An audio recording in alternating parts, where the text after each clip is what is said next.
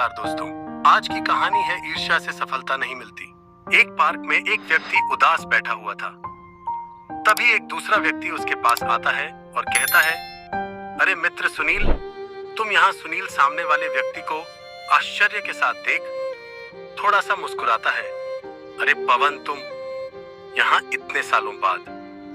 पवन कहता है, हाँ मित्र, बहुत सालों बाद मुलाकात हो रही है। 1 माह पहले ही मैं दिल्ली शिफ्ट हुआ। इससे पहले मैं देहरादून में एक कंपनी में था। और सुनील, तुम बताओ यहाँ इस तरह उदास क्यों बैठे हो? सुनील कहता है, क्या बताऊं, एक प्राइवेट जॉब में था। बॉस से कुछ अनबन होने से उसने मुझे निकाल दिया। अब जॉब मिलना भी बहुत मुश्किल है। कई जगह इंटरव्यू देकर आया पर कहीं सेलेक्ट नहीं हो पा रहा हूँ, इसलिए थका हुआ और परेशान हूँ। पवन कहता है, सुनील तुम परेशान मत हो, मैं अपने बॉस से बात करता हूँ, शायद हमारे यहाँ कोई वैकेंसी है। दोनों दोस्त बहुत दिनों बाद मिले थे। आपस में थोड़ी देर बात करने के बाद वो अपने अपने रास्ते चले जाते हैं। कुछ दिन बाद पवन सुनील को फोन पर बताता है कि उसने बॉस से बात कर ली है, वह कल से कंपनी ज्वाइन कर ले।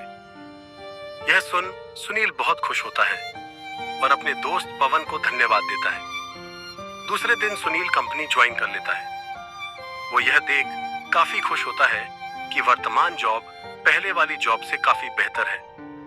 पवन उसके पास आता है, उसे बधाई देता है और अपने केबिन में चला जाता है।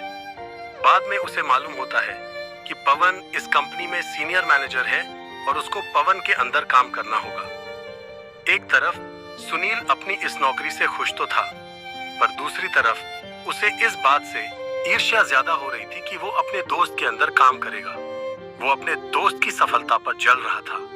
उसने मन ही मन निर्णय लिया कि वो जल्द ही उस जगह पर होगा जहां पवन है।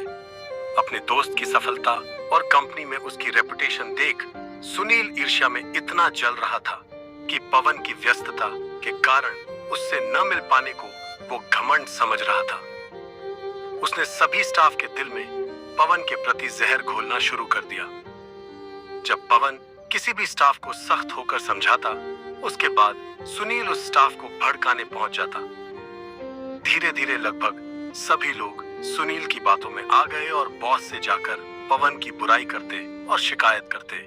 हालांकि बॉस जानते थे कि पवन बहुत जिम्मेदार व्यक्ति है, पर सभी के द्वारा पवन के खिलाफ बोलने पर उन्होंने पवन को वार्निंग दी। पवन समझ नहीं पा रहा था कि उसके साथ क्या हो रहा है। आगे भी यही चलता रहा और आखिरकार सुनील की चाल रंग लाई। बॉस ने पवन को जॉब से निकाल दिया। इस बात से पवन थोड़ा निराश तो था, पर हार मानने वाला नहीं था। उसने अपनी कंपनी शुरू करने का फैसला किया।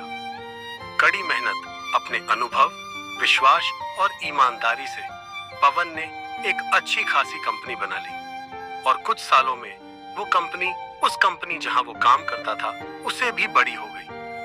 पवन सफल व्यवसायियों में गिना जाने लगा। उधर सुनील को उस नौकरी से भी निकाल दिया गया। उसे कोई छोटी मोटी नौकरी भी नहीं मिल पा रही थी। नौकरी की तलाश में वो पवन की कंपनी में पहुंच गया, जहां पवन ने उसे देख लिया और उसके कहने पर सुनील को नौकरी दे दी गई। सुनील को यह बिल्कुल नहीं मालूम था कि इस कंपनी का बॉस पवन है। कुछ दिनों बाद सुनील को बताया गया कि बॉस उससे मिलना चाहते हैं। सुनील थोड़ा घबराया हुआ बॉस के केबिन में पहुंचा। जैसे ही उसने पवन को बॉस के रूप में देखा, उसके पैरों से जमी सरक गई। वो घबरा गया, उसके मुंह से आवाज नहीं निकल रही थी।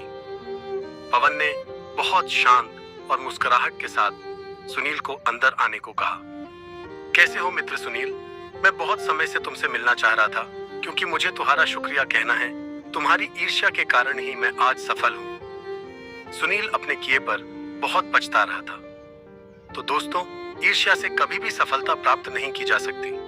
हम जब भी किसी सफल व्यक्ति को देखें तो उससे प्रेरणा लें, मेहनत, ईमानदारी और विश्वास के साथ काम करें। जब जलन पैदा होती है तो हीन भावना पैदा होती जाती है, और जब हीन भावना पैदा होती है तो सफलता कभी भी हासिल नहीं होती।